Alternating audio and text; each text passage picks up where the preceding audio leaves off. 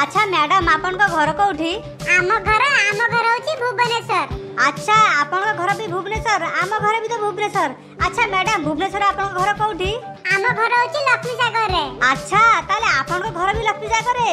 अरे मैडम आम घर तो लक्ष्मी सागर रे। अच्छा मैडम ये लक्ष्मी सागर कोठी? अरे लक्ष्मी सागर गुटे साई मंदिर नहीं, सेई साई मंदिर आगु गला आम घर पड़िबो। अरे अरे मैडम कोन कहउछन आपन? आम घर तो ठीक सेठी। अच्छा मैडम आपन को प्लॉट नंबर केते? आम प्लॉट नंबर होची 105। आपन कर केते? हेई देखो मो कथा। अरे आमर भी बा 105। इलो हे देखलो सते ना कोन बा?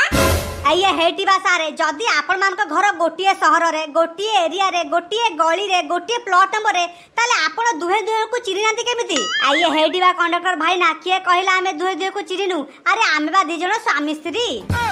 अरे आमे केते आउनु बस रे आसी बसिचु, बस ए पर्यंत छाडुनी कि लोक बाको के आसुनांती।